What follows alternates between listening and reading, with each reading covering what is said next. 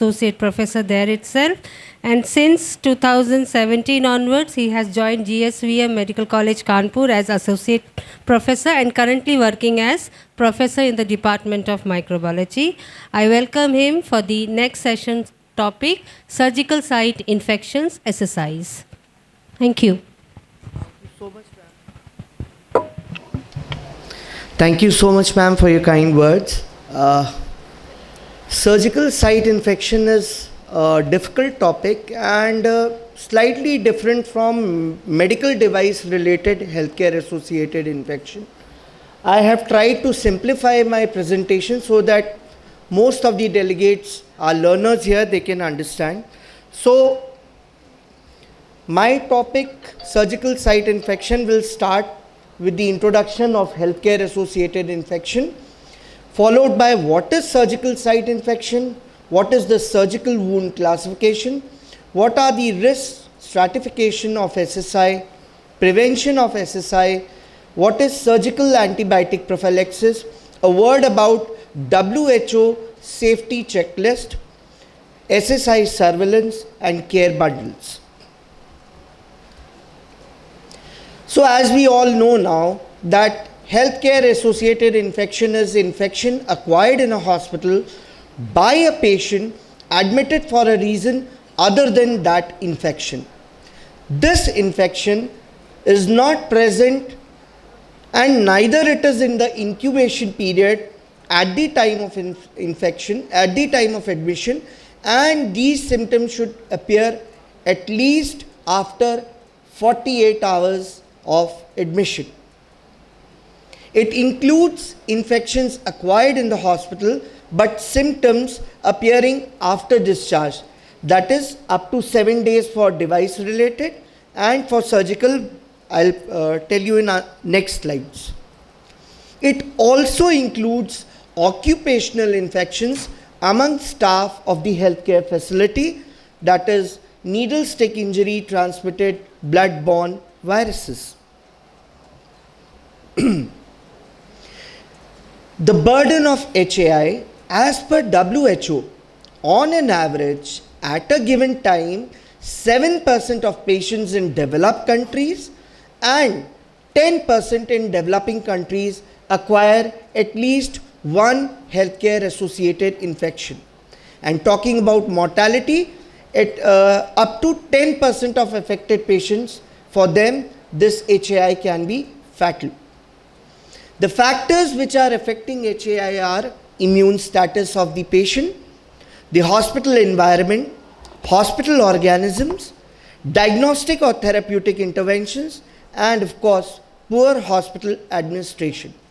Immune status, if the patient is old or having multiple comorbidities, uncontrolled blood sugar, cancer patient, transplant patient, these are having low immune status, so they have a higher risk of healthcare associated infection.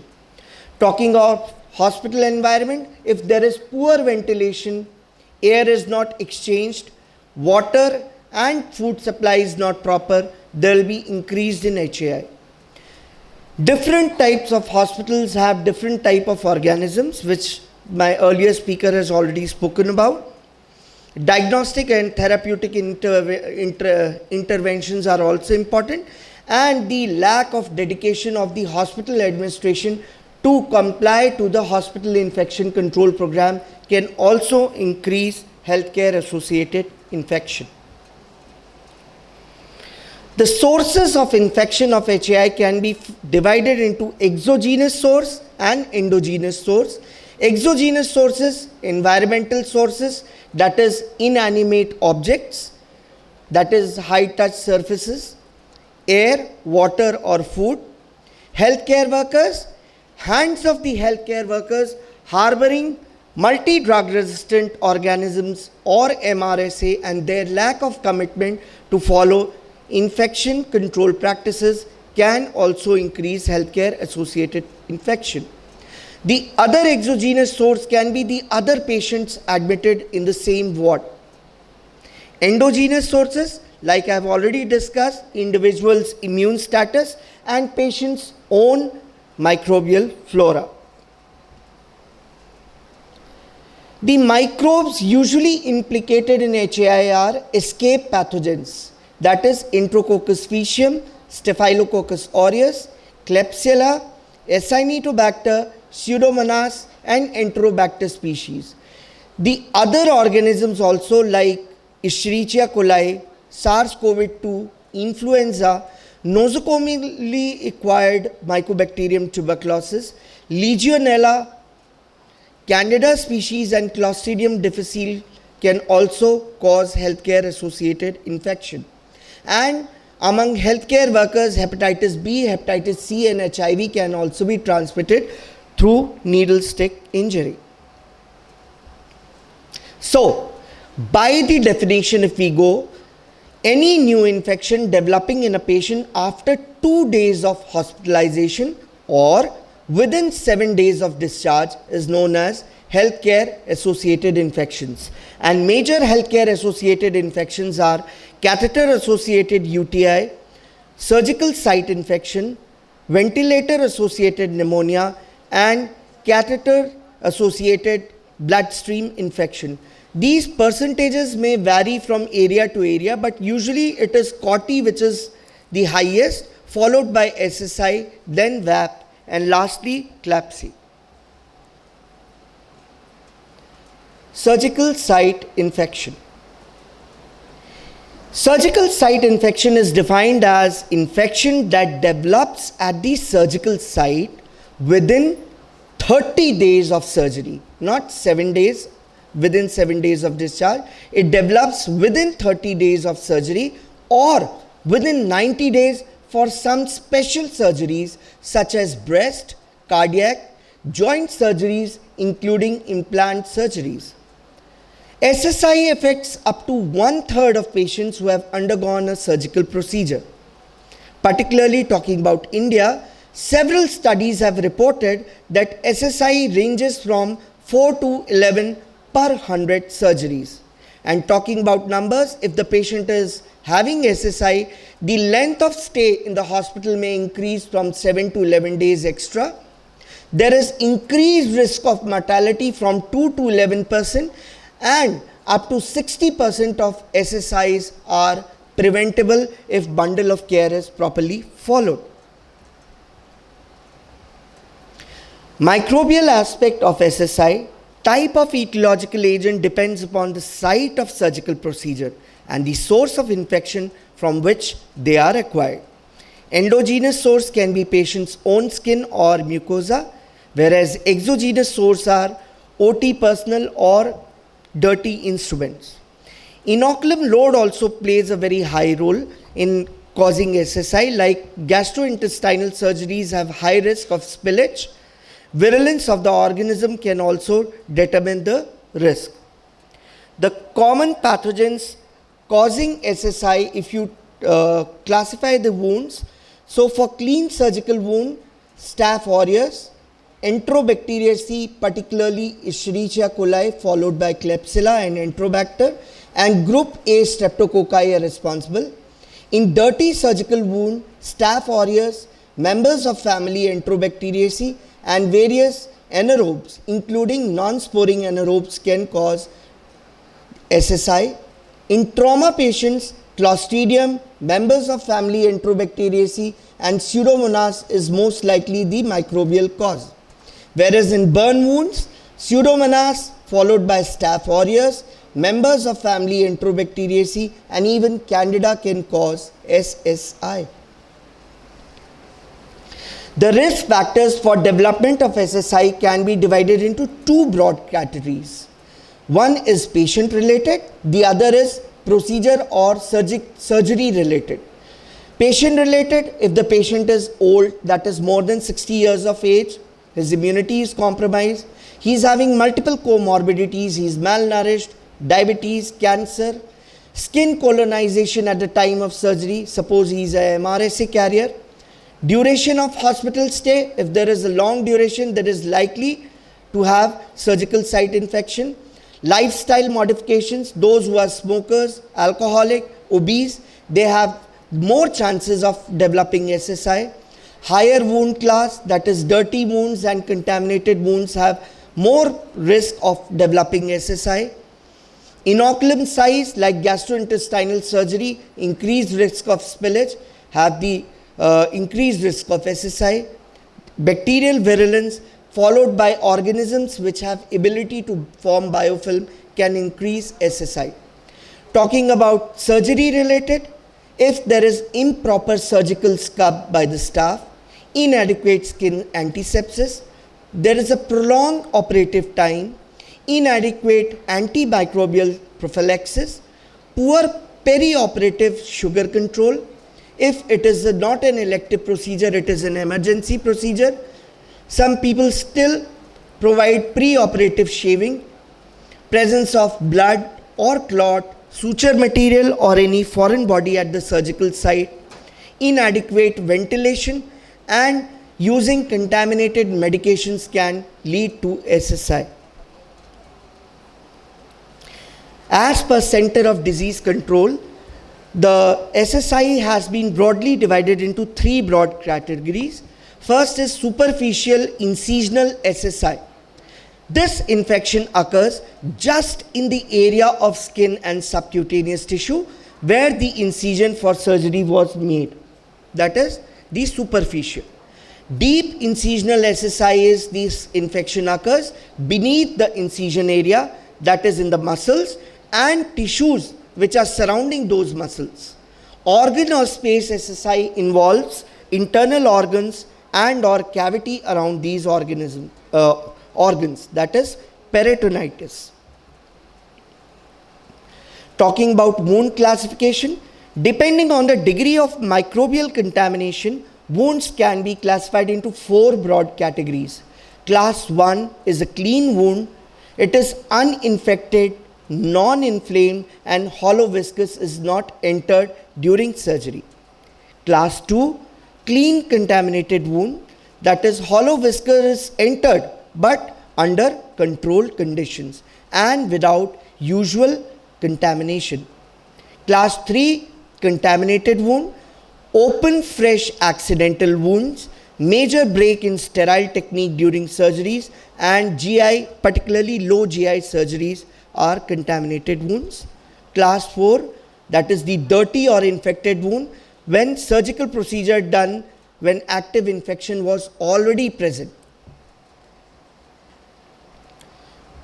This slide has been taken from veterinary science, although it is describing very beautifully what is clean wound, what is clean contaminated. Clean wound is elective procedures, non-traumatic, non-inflamed and operative wound. There is no entry into the biliary or gastrointestinal or genitourinary or respiratory tract. There is no break in aseptic technique and incision is closed by primary union and there is no drain placed. In clean contaminated, operative wound in which the biliary, gastrointestinal, genitourinary or respiratory tract is entered but under controlled conditions with no significant spillage or contamination. An otherwise clean procedure with a minor break in aseptic technique.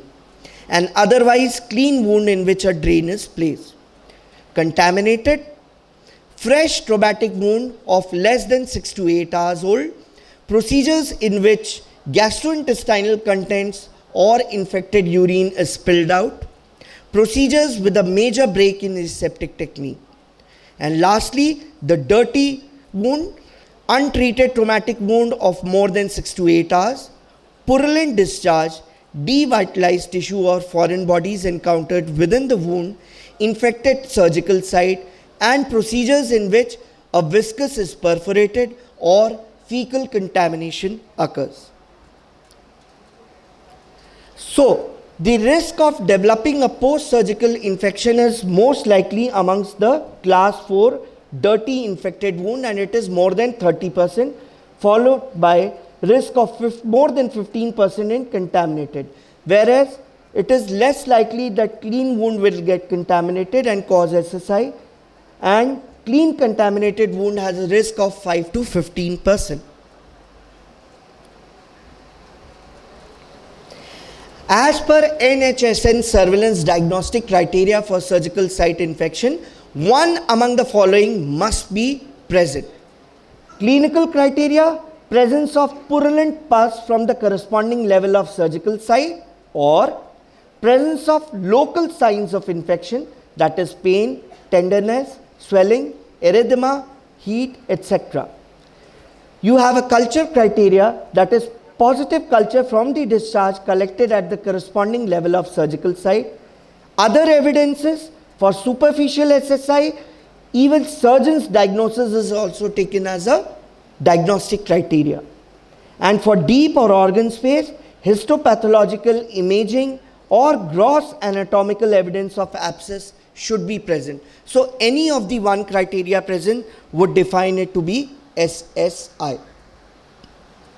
Treatment of SSI, it is very simple: suture removal plus incision and drainage, systemic and local antimicrobial therapy, and daily wound care and dressing till the wound heals. How do you collect this data? SSI rate is calculated by number of surgical site infected cases in a month upon total number of surgeries performed in that month multiplied by 100. And it is here where you have to acknowledge the other HAIs are multiplied by 1000, but here it is 100. That's why SSI is in percentage. Now, very important prevention aspect of surgical site infection. First, a word about surgical antibiotic prophylaxis. It decreases the bacterial count at the surgical site if given within 60 minutes prior to starting surgery, that is just before surgical incision. Repeat dose for longer surgery, or if the T half is less. Do not continue beyond 24 hours, and the determinants of giving surgical antibiotic prophylaxis is prevailing pathogens, antibiotic resistance, and type of surgery performed. It is not a substitute for aseptic surgery or good technique, although it is an essential aspect to give surgical antibiotic prophylaxis. It has been seen that infection rate decreases to a drastic level if surgical antibiotic prophylaxis is given. For example, if you see this dirty surgery, infection rate with prophylaxis is just 7%, but if you don't give, it can increase up to 40%. In contaminated surgery, the risk of SSI development is 10 to 20%, but decreased to 6% if you give surgical antibiotic prophylaxis.